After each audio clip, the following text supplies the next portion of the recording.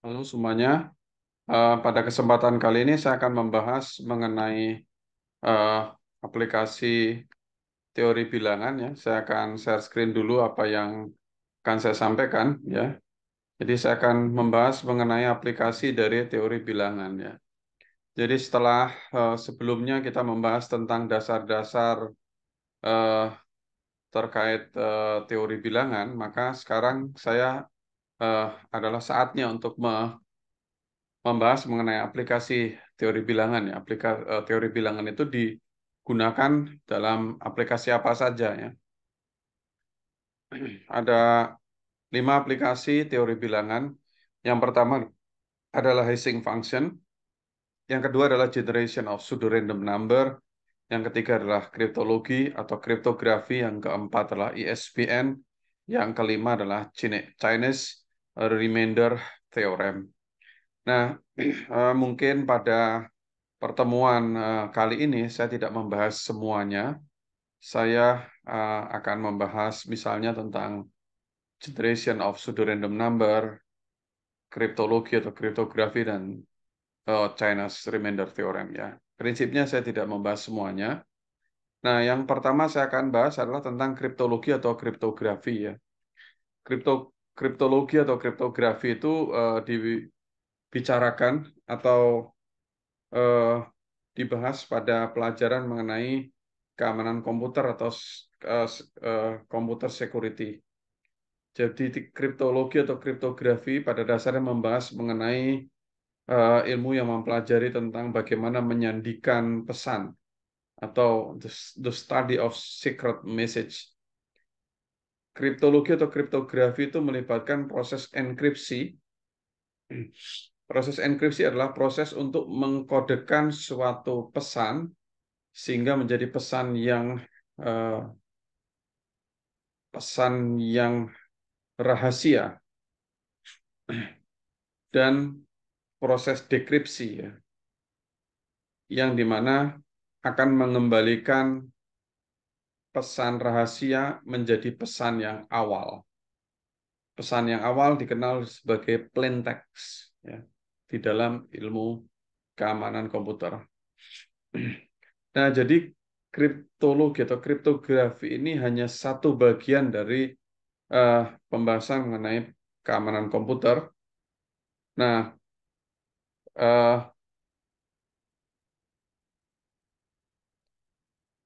hanya satu bagian saja jadi ya. Jadi tidak tidak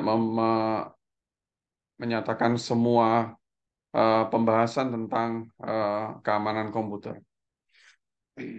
Nah, sorry tadi saya memeriksa apakah sudah terekam dan share screen-nya sudah benar-benar berhasil atau tidak ya. Kadang-kadang takutnya tidak terekam atau share screen tidak muncul ya.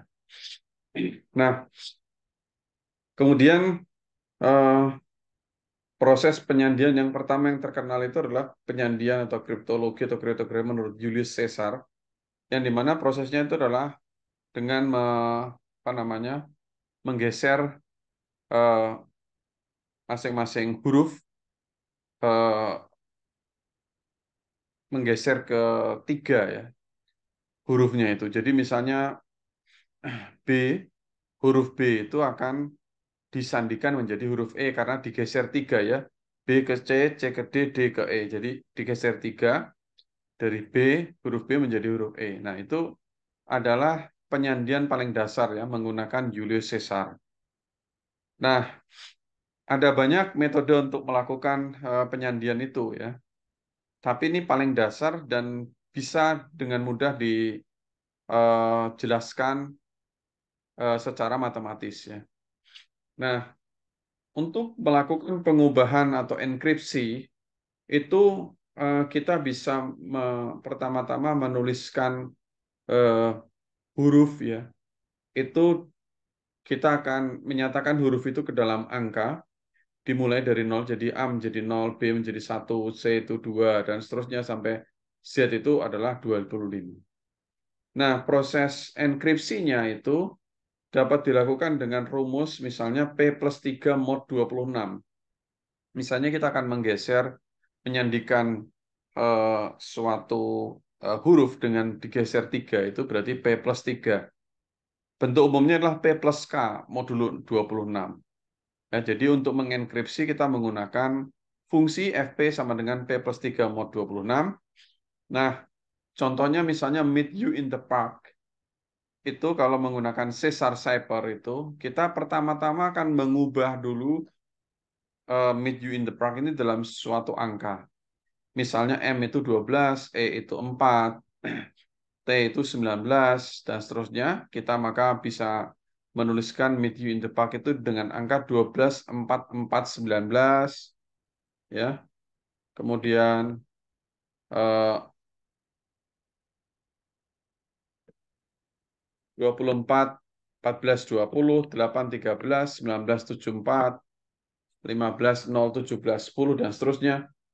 Nah, kita akan sandikan dengan rumus P plus 3 mod 26, maka akan menjadi 15, 7, 7, 26, dan seterusnya. Misalnya kita akan menyandikan huruf M, di mana huruf M itu adalah angka 12, maka F12 itu sama dengan adalah kan P plus 3 berarti 12 plus 3 mod 26, sehingga sama dengan 15 mod 26 sama dengan 15 ya.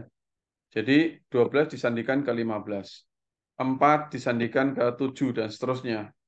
Nah, sehingga kita bisa menghasilkan encrypted message-nya adalah PHHW, BRX, LQ, WKH, dan seterusnya.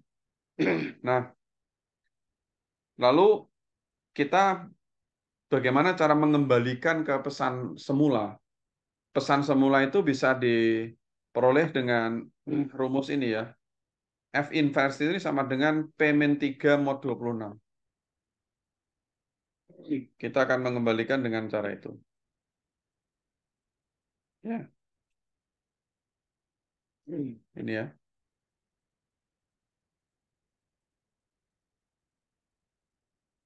Sorry, ini ada masalah dengan pena saya rupanya ya.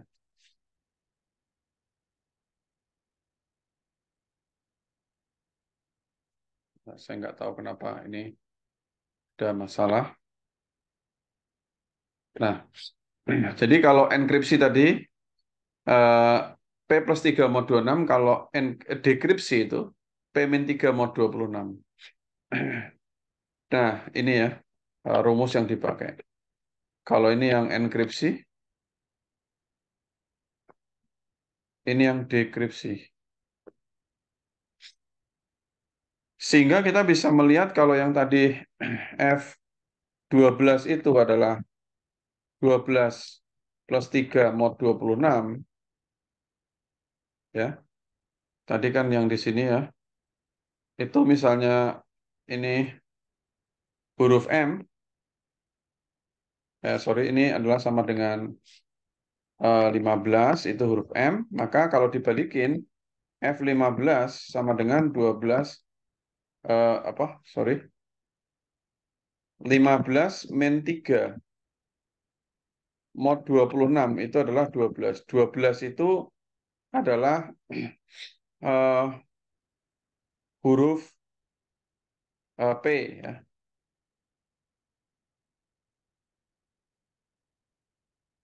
Sorry, saya salah. Saya salah ya. Jadi huruf M itu adalah 12, maka kita masukkan ke sini, hasilnya adalah 15, menjadi huruf P. Lalu huruf P itu akan dikembalikan lagi di dekripsi, hasilnya hitungannya di sini 12, itu 12 adalah huruf M. Jadi huruf M di enkripsi menjadi P, huruf P didekripsi menjadi M kembali ya. Itu adalah kriptografi atau kriptologi. Nah, berikutnya ini yang tadi saya ceritakan ya. Misalnya 12 huruf M, F12 12 plus 3 itu jadinya 15 itu P, lalu M dienkripsi menjadi P. Nah, ini yang seperti yang saya sampaikan tadi ya.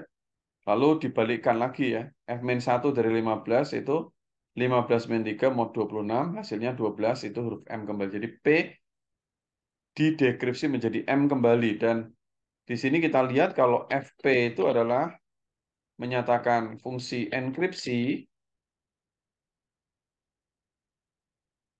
dan F-1P itu menyatakan dekripsi ya, kebalikannya enkripsi. Nah, kemudian kita bisa mengubah sedikit ya. One approach that slightly enhance. Jadi kita akan sedikit melakukan perubahan.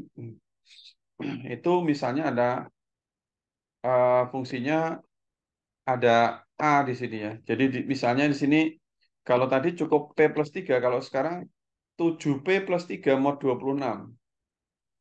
Kalau 7P plus 3 mod 26, maka kalau huruf K angkanya 10, maka F10 itu sama dengan 7 kali 10 plus 3 mod 26 sama dengan 73 mod 26.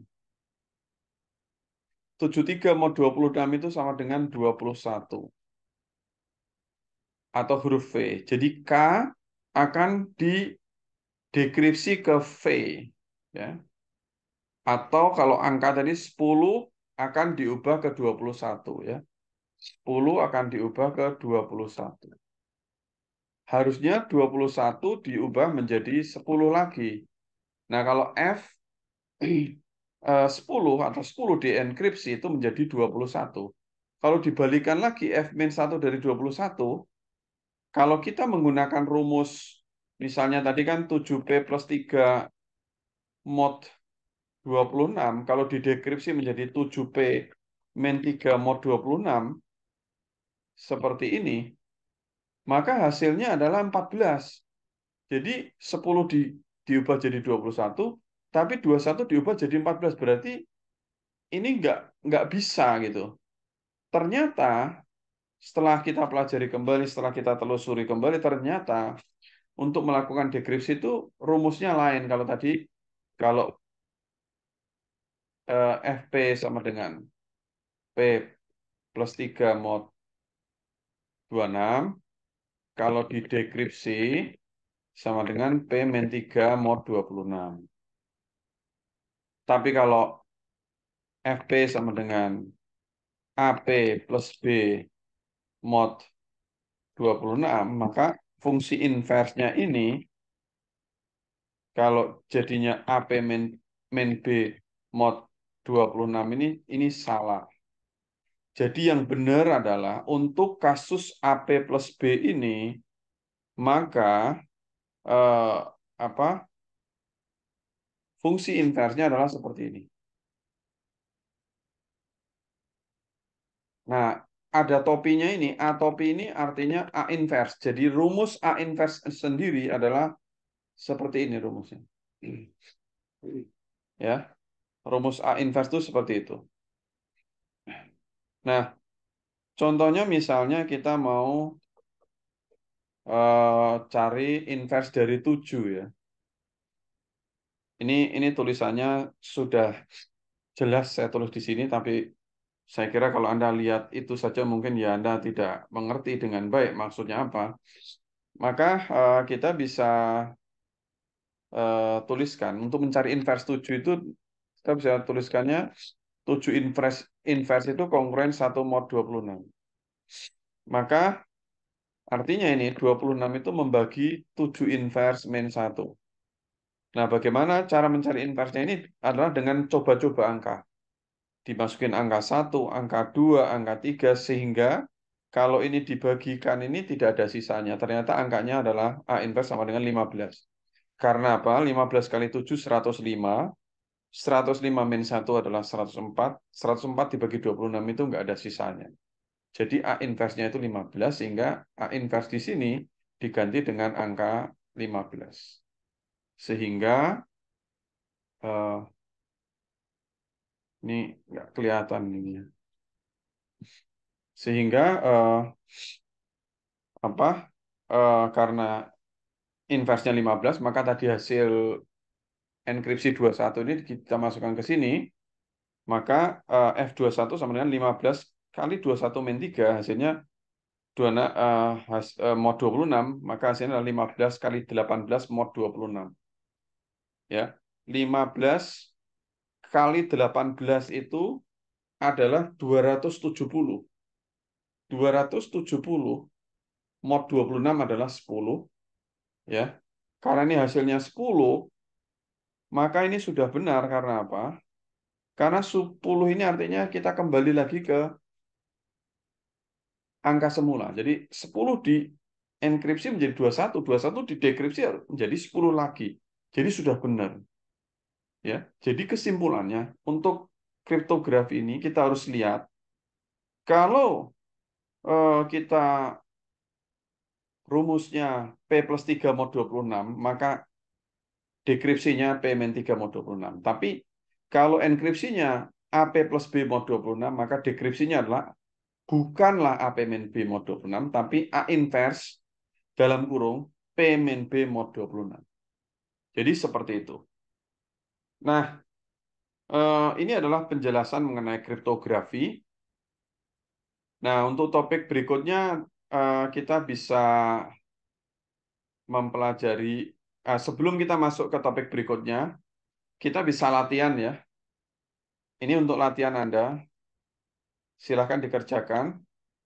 Kalau kita punya fungsi enkripsi FP sama dengan 36, 3P plus 7 mod 26, lalu kita punya alfabet A, dienkripsikan ke situ, maka hasilnya apa? Hasil enkripsinya, lalu dikembalikan lagi bagaimana prosesnya untuk menghasilkan A kembali. Jadi itu untuk latihannya. Kemudian, ya, itu adalah untuk latihannya ya. Nah, saya tidak, sorry, ini mungkin sekalian kita bahas dulu ya. Kita bahas sekalian nggak. Jadi kalau A itu adalah 0 ya. A ini 0. Ya, jadi kalau kita apa namanya kita enkripsikan 3 kali 0 plus 7 mod 26, maka 7 mod 26 itu adalah H.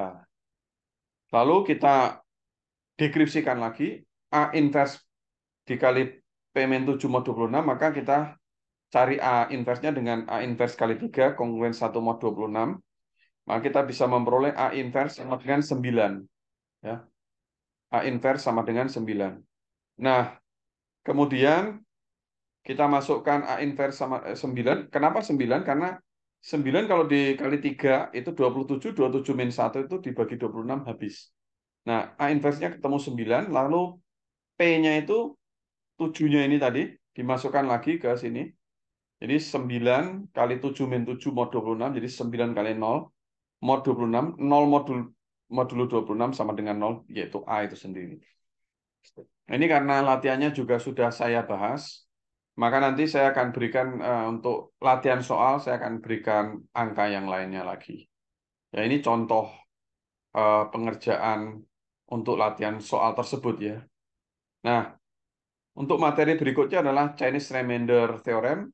Saya akan bahas pada video berikutnya. Jadi saya kira untuk penjelasan ini sudah saya akhiri. Terima kasih semuanya. Saya eh, akhiri dulu meetingnya. Kita akan membahas pada video berikutnya. Terima kasih.